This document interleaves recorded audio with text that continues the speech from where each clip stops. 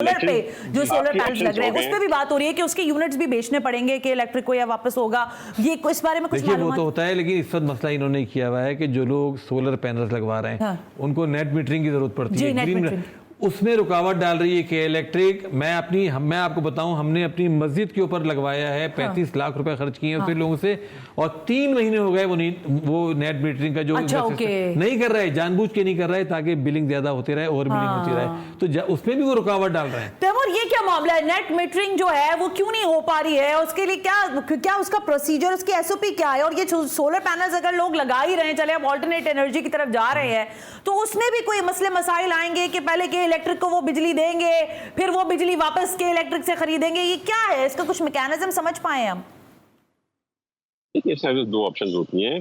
एक ऑप्शन होती है कि आप अपनी बिजली प्रोड्यूस करें और अपने घर पे चलाएं, वो ऑप्शन आपके पास है। आपके पास दूसरा ऑप्शन होता है जो बिजली आपके सोलर सिस्टम्स प्रोड्यूस कर रहे हैं, वो बेच रहे हैं इलेक्ट्रिक को, and at the end of the month अगर आपकी बिजली ज्यादा इस्तेमाल हो रही है तो आप एक्स्ट्रा पैसे दे रहे हैं, अगर आपकी बिजली बच रही है तो मीटर आप पे जो काउंट हो रहे यूनिट्स वो सेव हो जाते हैं अगले महीने के लिए। तो इसमें बड़ी चीजें निकली थी और बड़ी परेशानियां निकली थी, but then the federal minister has very categorically denied anything. उसने कहा जिस तरह से सोलर चल रहा है इसी तरह से चलता रहेगा। इनफैक्ट उसकी जो यूनिट की जो प्राइस है सोलर की बहुत कम है और हमारी केएससी की बहुत ज्यादा है, तो उन्होंने अब जो है शायद उस प्राइस को भी थोड़ा ऊपर लाए हैं।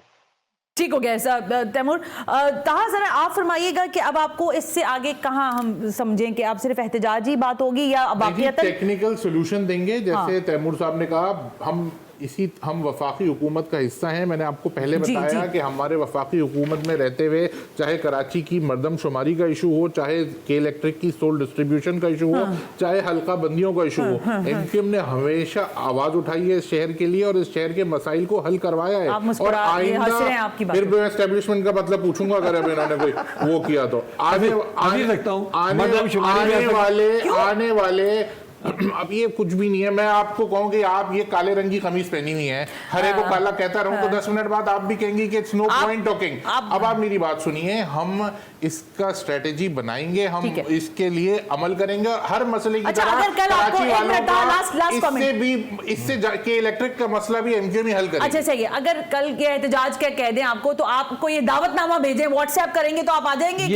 ये क्यों एहतजाज करेंगे? ये गवर्नमेंट में शामिल है, मसला हल कराएं। मसले हल कराएं हम एहतजाज तो हम करेंगे, हम ये क्यों एहतजाज करेंगे?